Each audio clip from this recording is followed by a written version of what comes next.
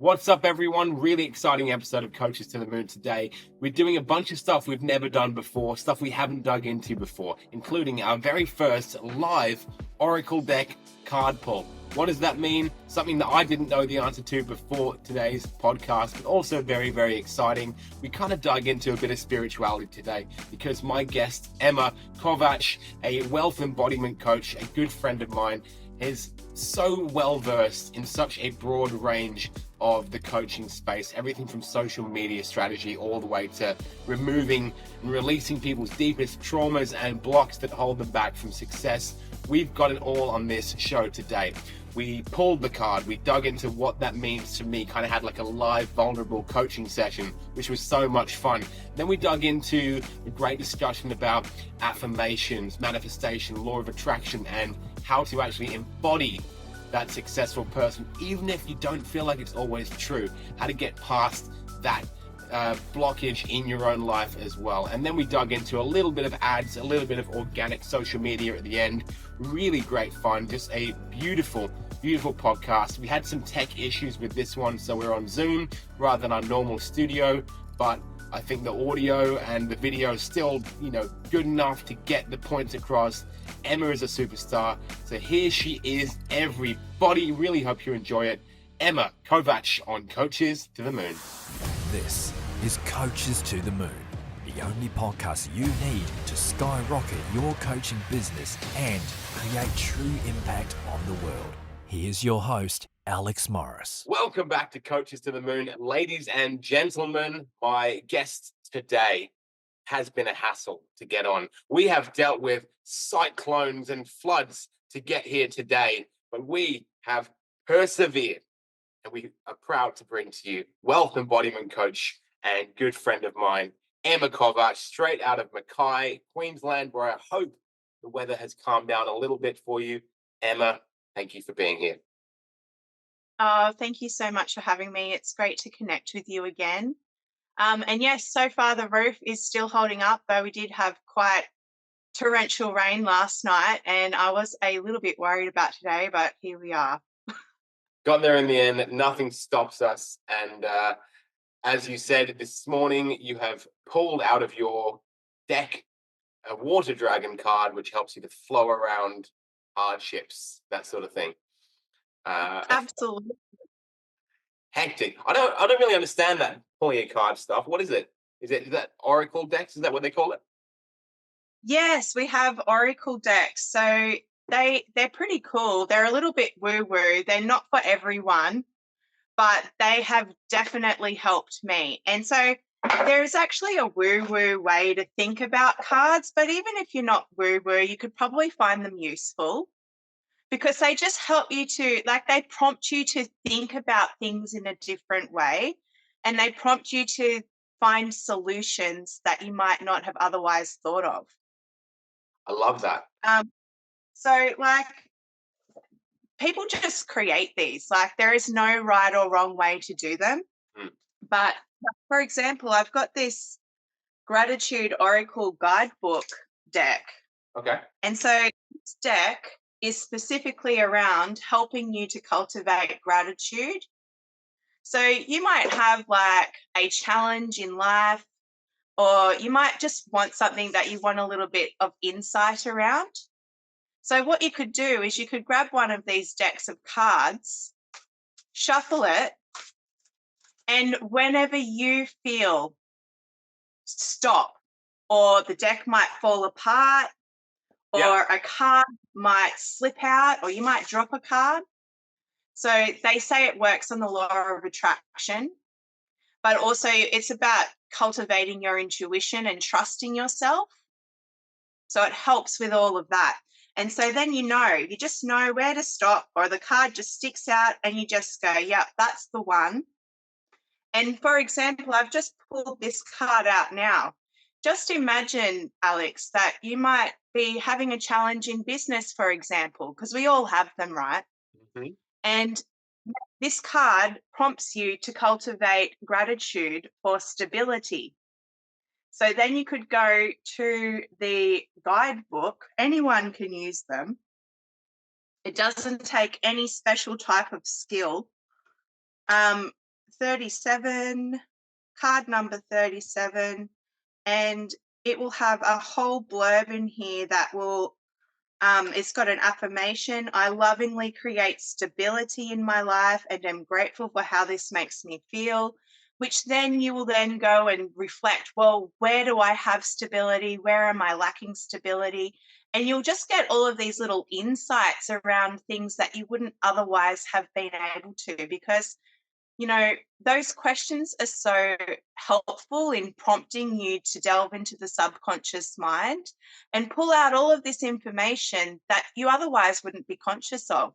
So they're a tool to learn about yourself, and how to use what's going on within you to navigate your journey.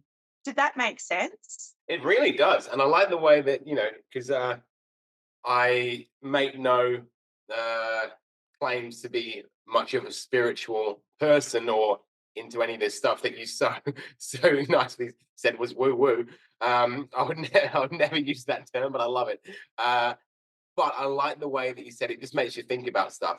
So let's do this. If you're into it, Emma, let's do a live card pull for me. It'll be my first live card pull, and it is something that, had you not explained it that way, I would indeed be a little skeptical. But I'm very interested to see what comes out.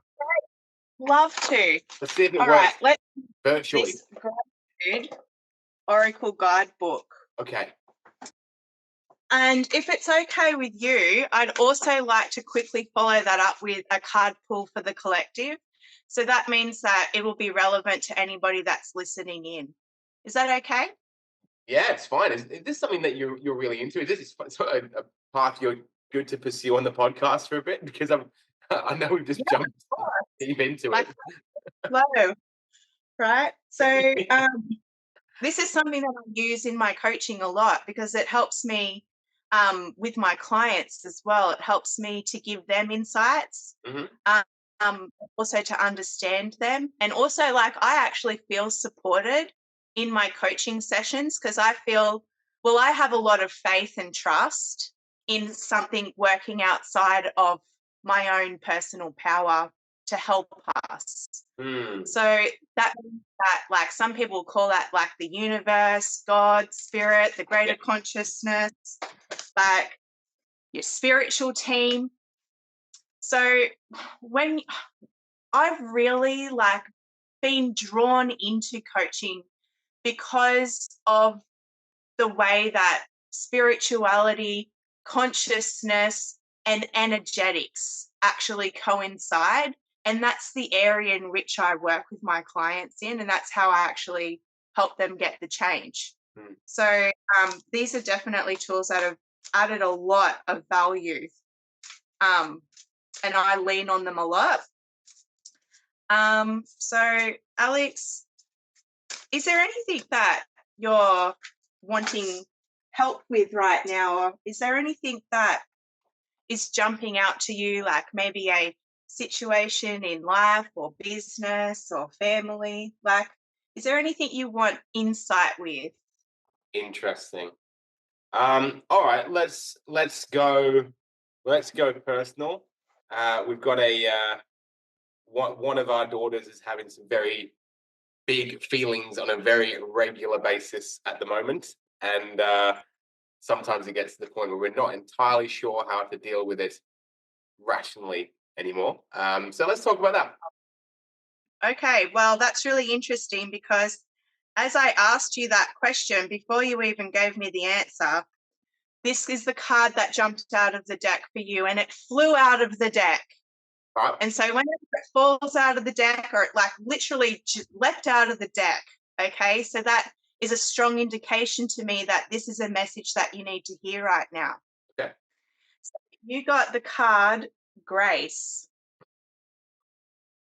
So your affirmation is, I handle situations with grace and gratitude. And so there's a lot in here that I could read out to you right now, and I'll happily send you a photo of this. But just for the sake of people listening in, I'll just give you the shortened version. Sure. So, and just listen openly. And whatever messages come to you while I'm reading this, Just trust it.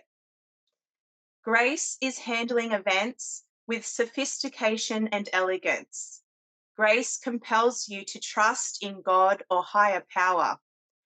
You can be gracious to those who have caused you pain. Forgiving yourself or another is an act of grace. Remaining tranquil and settled when you are in emotional turmoil or a stressful situation allows you to enter a state of grace. So, what does that mean to you? Why do you think you got this card, Alex? Well, why do I think I got that card? Assuming that all of this is working the way it should, and not that from the open-minded side of me says I would make sense that I have that a tantrum from a 3-year-old, an aggressive tantrum, is super duper stressful, especially when there's another 3-year-old in the room. He gets really upset by that one happening. So it is definitely an emotionally tumultuous situation. Like it said, very stressful. And sometimes we do handle it very calmly, which is tricky, and it ultimately works out better. And sometimes, as I'm sure you know, because you have young children, Emma, you don't always handle things the best. And you feel like the biggest piece of shit after you do that as well. So forgiving yourself, forgiving the child, forgiving your partner who maybe has one of or all of the three of you have not done that perfectly, and also knowing that the kid's doing nothing wrong is pretty huge as well. The graceful way of handling that, is calmly, and it's tough to go to the gratitude space, but you always do it. Yeah, once everything's calmed down, you always go back into love mode, pretty almost stronger than before. Yeah, absolutely. And so one of the things that stood out for me in that message was trusting in a higher power. Now, you don't have to be religious for this, but you just have to understand that every challenge or every problem is actually working for you. And so I wonder whether when in that moment you're feeling really overwhelmed, really stressed, and you're triggered, like we all do it. Like parenting is one of the most triggering things that anyone can go through, right? Okay. But the thing is, when we're triggered, what's actually happening is it's showing us a deeper part of ourselves where we've fallen out of faith that things will continue in a positive way. So underneath that stress and that trigger, for when we're as a parent, I'll talk about myself. When my kids are having a massive tantrum and then I need to join them in it because I can't contain myself anymore, the reason why I'm triggered isn't because of what's happening on the surface level. It's not because of the tantrum. It's not because of my rage. My rage is there because underneath that, there's feelings of insecurity. Am I being a good enough parent? Are my children going to grow out of this? Am I giving them the lessons they need? Am I showing up for them fully? Am I effing this up, really?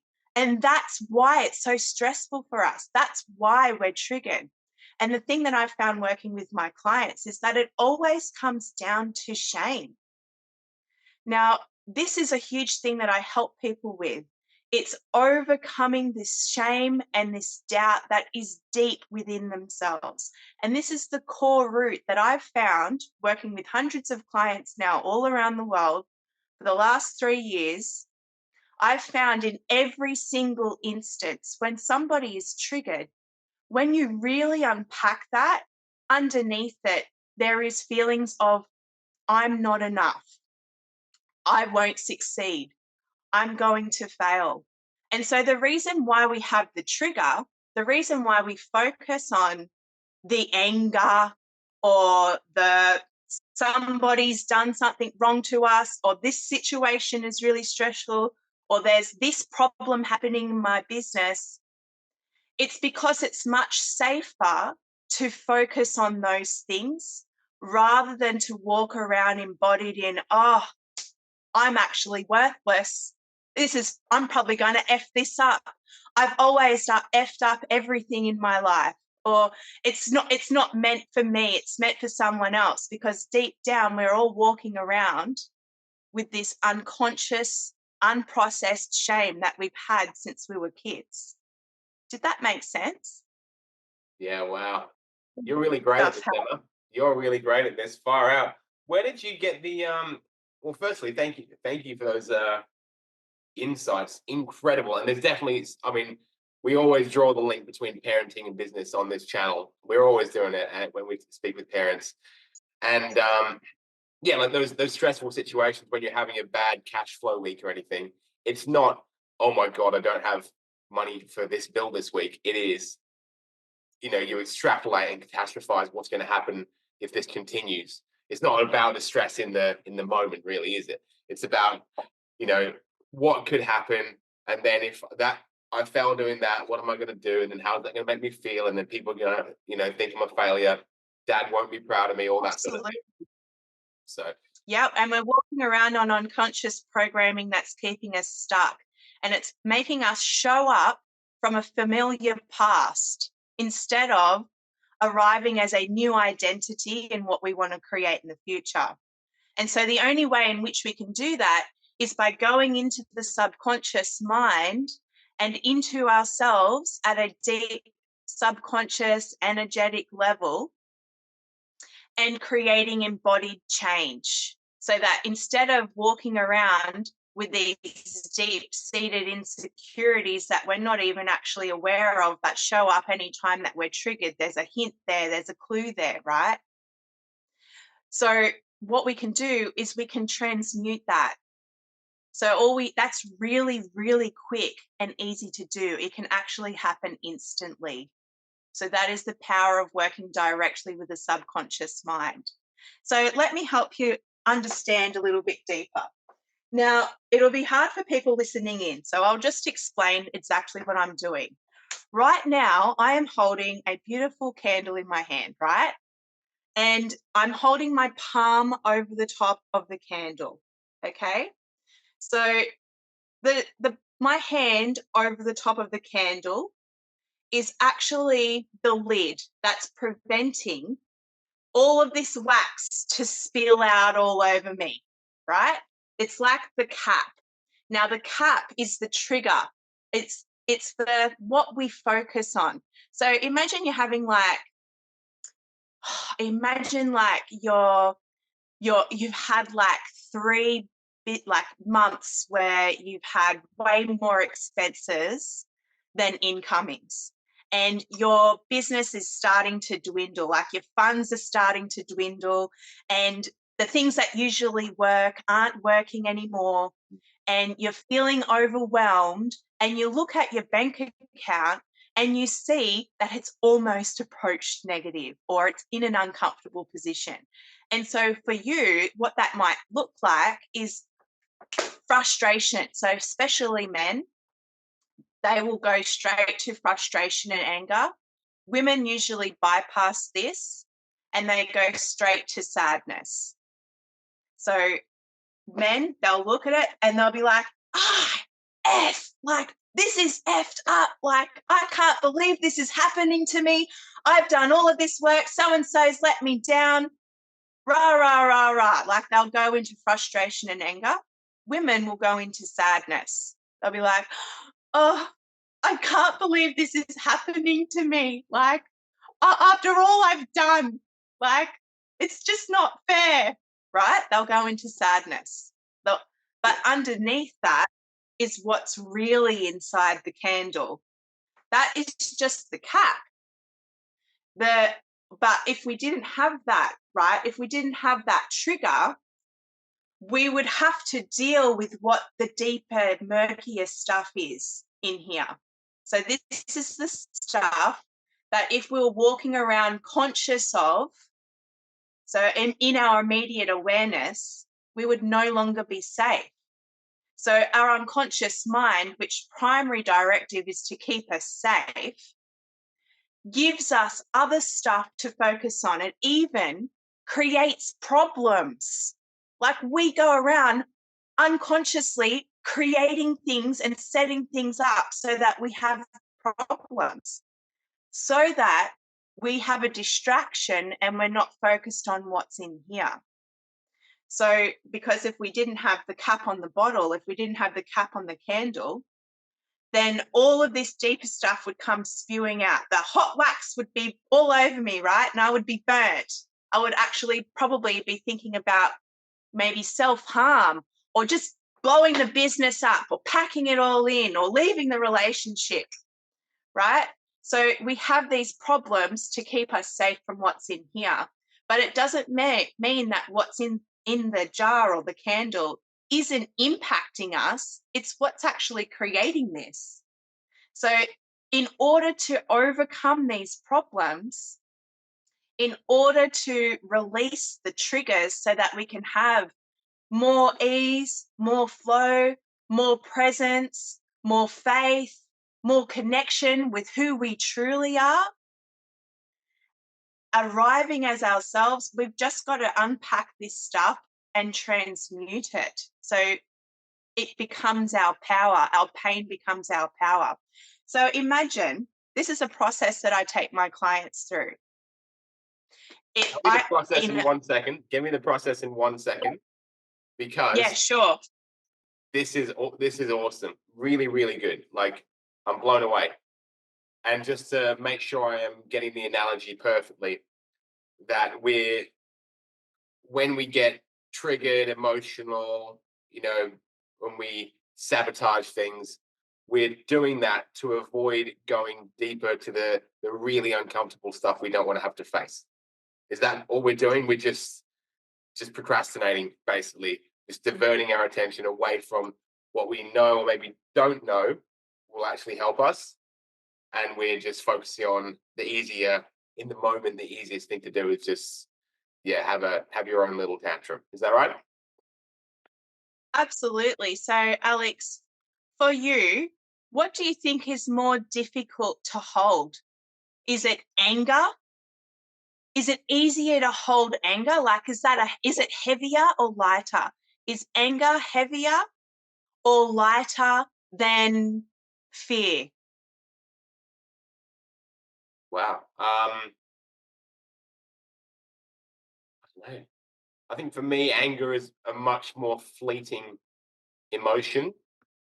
And then if you're fearful of, like, when you do have that awful cash flow month or whatever, and you're fearful, that one simmers lower but for longer.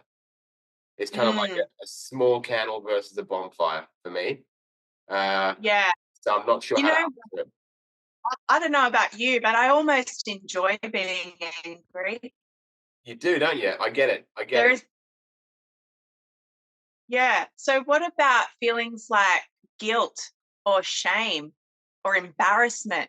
What would you rather be, embarrassed or pissed off? Oh, pissed off. Funny question. Yeah. Yeah, right. So that's because the feeling of anger is much easier to hold than feelings of embarrassment or shame. So it's also because, yeah. And so to access those feelings of embarrassment, guilt, and shame, what we actually have to do is release what's on top. So it's anger, then sadness, then fear, then hurt, then guilt, then shame and embarrassment. So when if like, the reason why this card asked you to compel you to trust in a higher power, right? So what actually came through for me with that was when you have faith that things are working out for you, when you actually transmute those layers. And so if instead of like, oh, am I going to F this up? Like, I'm just I'm not doing what I need to be doing. What would you have instead? You might have, I'm an amazing parent, like I am the best dad ever. Like my kids are so lucky to have me. And inside, you're walking around with this subconscious programming of I'm incredibly valuable. And so then instead of, say, fear, oh, I don't know if they're going to like learn the lesson they need to learn, like, are they going to turn out okay? I don't know. You would have like, of course they are, right? Because they've got me. And then instead of frustration, like it just wouldn't be there, you know? So this is work that we continually do. And how it relates back to here is that when you are fully embodied in your worth and your value, then you are connected to a higher power. You have more faith. Yeah. You're actually outside of your ego and your pain body. And now you're working more in connection with source or the universe or God. Now, I'm not sure if that makes sense. No, it does. That make sense? It does make sense. And we get to come to one of my favorite parts of the podcast where I get to raise up my little challenge stick and and poke a few holes that I think, and then you can refill them for me. So the whole concept of like the trust and the law of attraction thing, and then embodying the person you want to be rather than the person that you know currently, the situation you're currently in. So in a moment where you're being a shitty parent and you're thinking, no, I'm a great parent. Or when you are, you hear the stories of all the time of people who are just dead broke, and then there's, I am, the world champion in this, like Conor McGregor, the fighter, very, very famous example of like, he was completely dead broke, but in his mind, I am the world champion of the UFC without a doubt. And I'm going to be driving Bentleys down, Sunset Strip in Los Angeles, that sort of thing. And then like 7 years later, he's the highest paid athlete on the planet.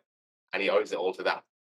Now, I've done all that stuff as well. A little, when I was in not so fun situations a few years back. And I feel there's a real sort of dissonance between what you're trying to make yourself think and then your brain saying, that's bullshit, Alex. You're not, this wealthy, successful person. You're all washing dishes, and that sort of cognitive dissonance, or kind of that almost feels inauthentic. I think that could be a really big reason to actually keep people where they're at, because they don't actually believe what they're saying to themselves. So that's the only issue I have with it, but I know that there's probably an answer for it. Yeah. So your question is around when you want to arrive as the next version of yourself, but there's no evidence to support that you're actually there already, right? Is that what you mean? And like so the things where, you write down on a piece of paper, like, Jim Carrey has he wrote the check for himself for $10 million and walked around with it in his wallet, for years before he got his first $10 million paycheck. Or all the stuff from The Secret, the law of attraction stuff, that I'm so happy and grateful that money comes to me in increasing quantity on a regular basis, even though that that's not true right now. Is it, like, at what point are you helping yourself, and at what point are you just sort of lying to yourself? What's the difference, I suppose, between being disillusioned, or not deluded, and attracting things, I suppose? Yeah, that's a really interesting question. So what I've found is that whenever you have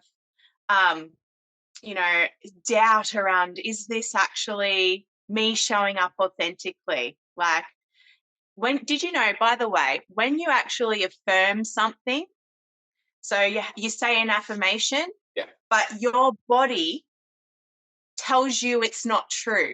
there'll be like tension. You'll actually be holding unconscious tension. Like if I said,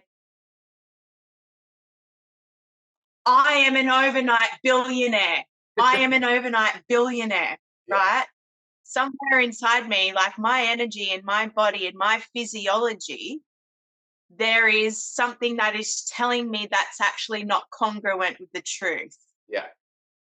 So what we're actually doing in that is we're reaffirming to the universe that we are not overnight billionaires. Mhm. So the way in which I help my clients is that we actually look to see what's happening inside them and work within the growth zone and not like the panic zone. Not the, if somebody came to see me tomorrow and they were at 5K months in their business, but they wanted to have like a 7-figure business in the next 12 months, the first thing that I would tell them was that was probably unrealistic. Yeah. And while all things are possible, let's actually work with them, their physiology, because if you are walking around in something that's not authentic, if you're not fully embodied in, so there's like different zones. I'm having a little bit of trouble answering your question, aren't I? No, There's it's great. And I think you're spot on. You know, if where you're going is, you know, set yourself realistic goals and milestones rather than write yourself a $1 million check when there's really no way of you getting there in the next few years realistically. What I've learned is that in this coaching space, you know, you come into it and you see all this bullshit on Instagram of like, you know, here's how I made, you know, 7 figures in e-commerce at age 24, and they're on a jet and all this nonsense. And you start to say, okay, that's my goal. But right now you're washing dishes in a restaurant, which I've done many, many times. The distance between where you're at and that goal, that's what makes you so unhappy. But if the thing is, okay, can I just replace, you know, replace my current income with a business that I like? That's way more of a realistic goal. And as you start to maybe make $1,000 a month or $2,000 a month doing that, you're ticking off those goals and you can start to believe you're moving in the right direction. But if you follow the advice of Mr. Law of Attraction on the internet, who just says like, I am a millionaire, then the distance between where you're at and that goal has always made me feel bad. It's just too big, you know. Yeah. So I think so. There's something. Agree. There's something else that helps speed it up as well, and when you understand the psychology of how we actually view the world and how that impacts how we arrive in our actions. So what actually happens is, imagine at any given second, there are 2.8 million bits of information ready to be perceived by the human mind. So at any given second, there is 2.8 million bits of information coming in. And so there's so much that we're not aware of. Yeah. What we can only actually perceive and form a perception with is 264 bits per second of this 2.4 million bits. So that means that, are you aware of the temperature of your left pinky toe? I am now. Yes. But I imagine you weren't, right?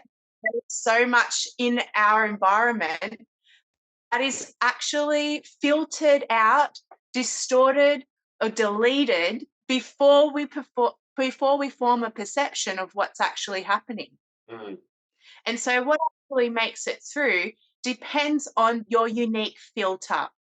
So what actually makes it through depends on your past experiences. It depends on your belief systems. It depends on your mood. And there's a couple of other things like language and education. But say, for example, right, maybe somebody's having a challenge in their business, maybe like their tech wouldn't work. And so now, and if they have the subconscious programming that I'm worthless and I always F everything up and this business thing isn't actually meant for me, what are they going to perceive in that? They're going to arrive at the perception that things are working against them and that they're not going to work it. They're going to not come across professional, or do you know what I mean? Like they're going to perceive it to be working against them. Yeah. Yeah. But 100%. if somebody had the belief system and that things always were working out for them, that they were capable, that they absolutely were going to hit their goals because that's the type of person they are, and they arrived and had a tech issue, their perception would be something completely different. It would be, what could it be, do you think? It could be, Oh, well, to be honest, I think that, yeah, the more confident you are in yourself, the less these things matter. Like you and me on this podcast, for example, we know it's going to be a good conversation. So it doesn't really matter if we do it on Zoom or on a crystal clear podcasting studio. It doesn't mean that we shouldn't ever do this again, because we both know that it's, in the scheme of things, it really doesn't matter that much. Or if you post a video that, I posted a video yesterday that did super well, post a video today that is bombing, absolutely bombing. And I don't care. yeah. So you see evidence to support your belief systems. Yeah. So that means, to answer your question, how do you actually arrive authentically in an identity that you haven't fully seen the evidence of in your environment? Well, if you are seeing more evidence against the fact that you aren't deserving of that reality, it just means that you're just missing it. There's 264 bits, but you're only focusing on the 264 bits that prove that you're not worthy of it. Does that make sense? That makes Is it like 100% sense, Emma Kowacz. That's amazing. Really, really, like, that was a freaking long journey, and we got to that point, and that was amazing. You're so good.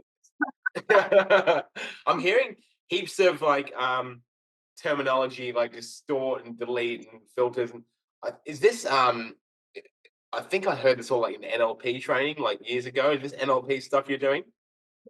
Yeah. Yeah.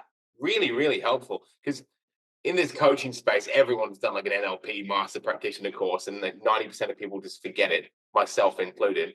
But it's obvious that you've taken these sorts of modalities and knowledge, and you're actually really confident with it, which is awesome, because it is the kind of thing that when you say something and it clicks with someone, it can change the course of their day or their year just because of like a couple of things that you've said. Incredible. Yeah, absolutely, completely. And I love using multiple modalities and just taking the best bits, because there's so much. There's like energy healing, hypnotherapy, NLP, like there is like so many different self-healing modalities. And so there's a lot of stuff that works and there's a lot of stuff that's outdated. Right. So what I do with my clients is that I just take the best bits from those healing modalities and I customize it to meet my client where they're at, so that they get to evolve faster, that they get the results quicker, and that they get to feel embodied and arrive embodied in the next version of who they need to be to hold the thing that they're trying to hold quicker. Like it can happen so fast. Yeah. Like I had this client, right? My beautiful client Lani, and I have her permission, thank you, Lani, to shout her successes, which are absolutely phenomenal. And she came to see me in person for an in-person VIP day. Yeah. And like so much could have stopped us from having that day. Now, this is a woman that has had a lot of success in the past. Like she's run successful companies and businesses and built them to 7 figures previously. But then some stuff happened, as it does, problems arose, things came up, and she was no longer in business, and she didn't have the confidence to actually jump back in, take the bull by the horns. She really just needed somebody to tell her that, yes, she could, give her permission to go for it, and remind her of how powerful she was. So she came to see me in person. And what I facilitated with her was a very, very deep healing and unraveling of the subconscious blocks and trauma that had taken her from successful 7-figure business owner to like struggling. And so in that one single day, after 12 months of struggle, right? Of struggle. I don't want to go too far into it, but she then went on after seeing me in this one session, and she secured over $1.5 million in contracts. And she's actually now just messaged me to let me know that she has had a real estate option come through, and that's $250,000 profit as well. So this is a woman who was like really down to the last bits and had lost her hope and just was out of touch with how powerful she was. And she was starting to listen to the doubters, and she was starting to feel like, oh, maybe I should just show up and play small. And she just needed that reminder. But it's not just a conscious reminder. It's going in and changing the unconscious programming, healing the trauma that prevented her from stepping out there and doing it herself. So that was really amazing. That's an amazing Lani. Yeah. Hats off, Lani. Yeah, and you're right. I mean, you can't have not everyone who walks in and has this shift in mindset in one day goes out and does $1.5 million. That's because she had the skills. And it is like a lot of the coaching industry annoys me a bit because they focus too much on one side or the other.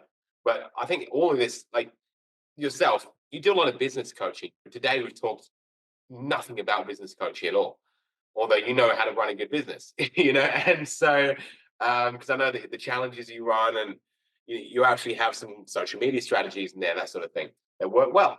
But everything you're talking about today, for someone who maybe has business knowledge or some skill, but it's not working, everything you're saying today is hugely important. But then you get the other side of people who maybe they do all the stuff, all the personal development stuff, but they don't have any strategy, and they need that. Just this Absolutely. And the coaching space seems to be like this way or that way. And so what I'm getting to, Emma, is that I really appreciate the fact that you are not hard line down. This is the only way to do things, and that you've studied and clearly like really mastered all these topics so that you can pick and choose what your client needs in that moment. So really impressive stuff, dude. I think I'm just having a very impressive podcast today. Where sometimes I'm like, this person's fluffing around. Yeah, sometimes I think this person's fluffing around a little bit. They're talking a big game, but you're there's been a few mind-blowing moments in this show already. I don't even know how long we've been going for. How long is it?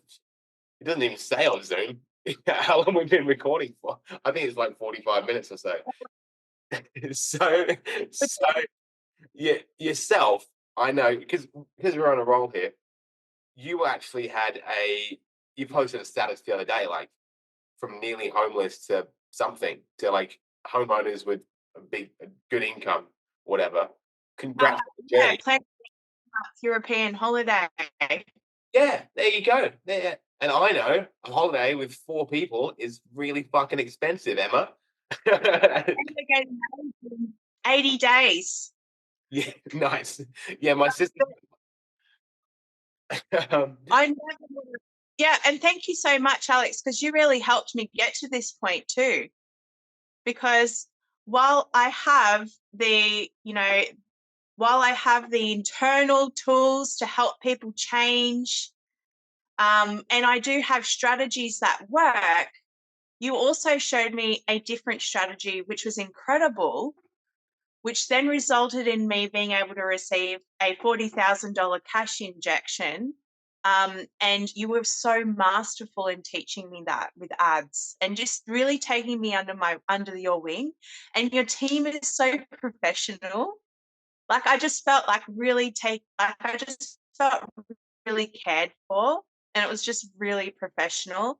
And I definitely would recommend to my clients to come and see you when they're at the point ready to scale into ads. So because I help people with the organic strategy, like that's really good, right? And I do believe personally that you do need that till you're at least at around $10,000 months.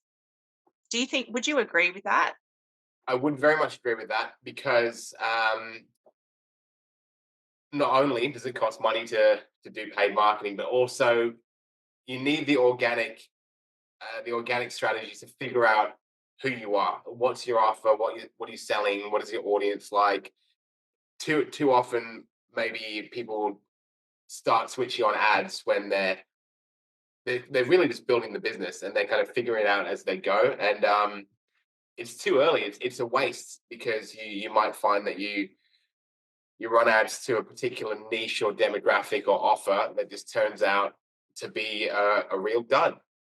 And if you just gone Yeah. away and done that organically, yeah, you would have spent some time on it, but it wouldn't have been nearly as much of an investment.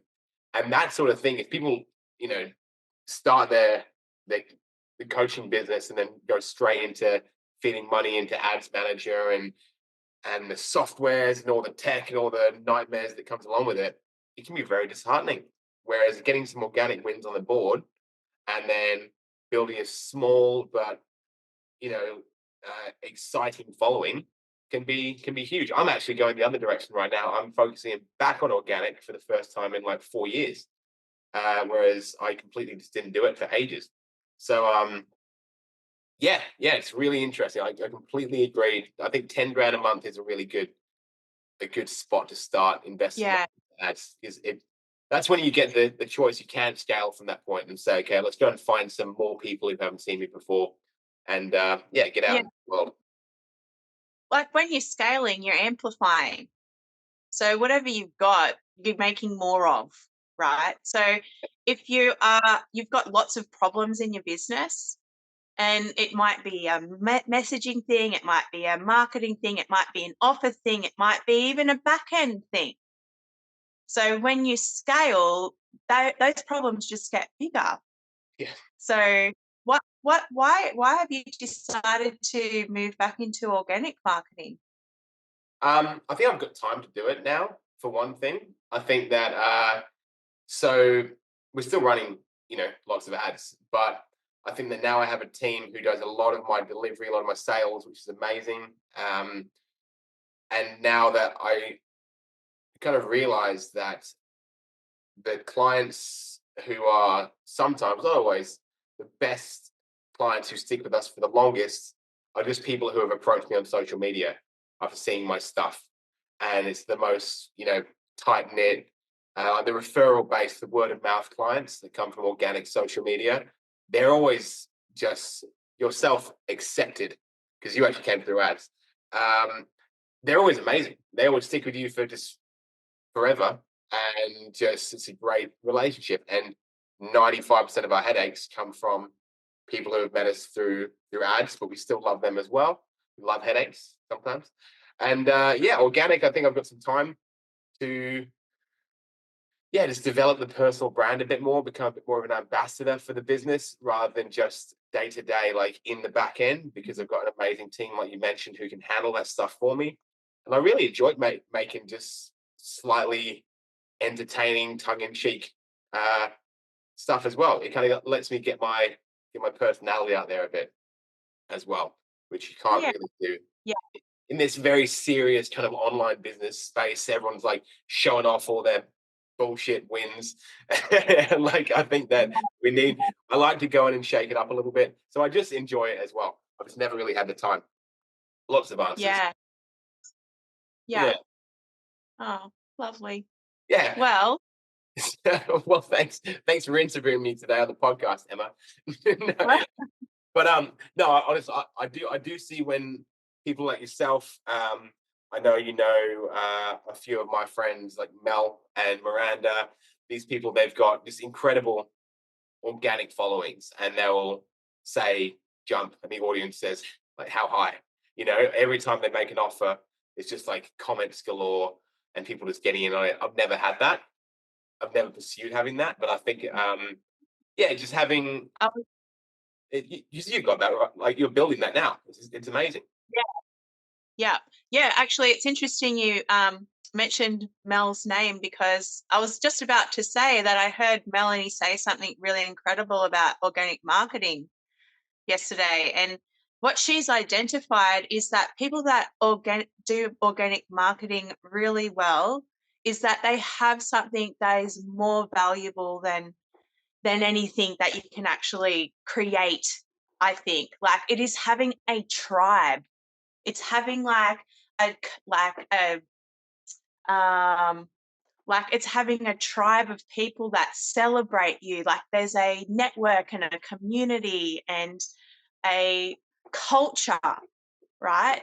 And so that can only come through in an organic way. I don't think that you can create ads that are going to just give you a culture, but it's what happens after that. Like Yeah. how do you actually look after them organically? How do you nurture those relationships? And how do you nurture the building of relationships between people inside your community? Mm, no, That very interesting. that is there's another woman, Melanie Ann Layer. She has built her coaching business to $70 million inside 4 years, completely organically. And so the reason why she has such a powerful brand is because she has that and she does that masterfully. It's because she's now like the leader of this community. It's just Yeah. snowball. It's like it's in momentum. It's building on its own. It's a culture. That is that's worth millions when you can create that. Look at Taylor Swift. You know, Yeah, 100%. absolutely. Rock bands have it. Movie franchises have it. Even some like restaurant chains have it. Just their fan base who will just talk about them and follow their hashtags and go in their groups and buy their stuff and just support them in whatever happens. And yeah, I think it's a really cool place to get to as a business. Plus, it's just a lot of fun. It's just there's a bit of levity and fun in organic content. I think in just like chatting to people. Hence the podcast. We've never signed a client for the podcast. We've never made $1 from the podcast, but we're 150 episodes in. We've got a second one now, and it's just a freaking laugh as well, Emma. And that's what we've had today. I think that this was not the show I was expecting. How about you? Oh, but didn't have any expectations. Good way to go in. Yeah. That's how we like it, and I think it's just gone phenomenally well. And I'm so glad that after lots of storm-related tech issues last week, and then some inexplicable, pixel demons not letting us get to work today on our usual recording platform, we hopped on Zoom. We're on your phone, your laptop stopped working or something like that, and then here we are, Emma and I, and you've just absolutely brought the fire today, Emma. Thank you so much. You're so welcome. Thank you so much for having me. And very, very quickly, Oh the yeah. card for the viewers is security. So I don't know why that's coming up, but just ask yourself, Like, why is that coming up for you, do you think? How can you be more grateful for security in your life? Thank you so much, Alex. This is so much fun. So much fun. We love the podcast, and we love you for being on. And we're just going to post all the relevant links and everything that people need to get amongst Emma's stuff in and around this show, wherever you are watching or listening. Emma's got Facebook groups, she's got challenges, she's got the Embodied Wealth program, you've got retreats. There's just nothing this woman can't do except for get a working laptop to connect to the internet. I'm also bad at cooking. Are you? No, I bet you're not. Bad. Yeah, well, my wife's not great at cooking either. It happens. It's a new world. You're too busy out there changing the freaking game, Emma. No time for salmon. Yeah. We're all about change. Thank you so much for being on today, legend. You're amazing. Anyone listening, I'll be back next week with an episode or two of Coaches to the Moon. Until then, thank you so much for listening. Much love and peace out. Hey guys, I really hope you enjoyed today's episode. Thank you so much for sticking around to the end. If you loved our guest, then in the show notes of this episode, you can find their socials, you can follow them, you can learn more about all the free resources and programs they've got. I highly recommend you do it. Until then, thank you so much. I'll be back here next week with Coaches to the Moon. Have an amazing day. Peace out. Coaches to the Moon will be back next week. Until then, reach us on Facebook at To The Moon Digital Marketing.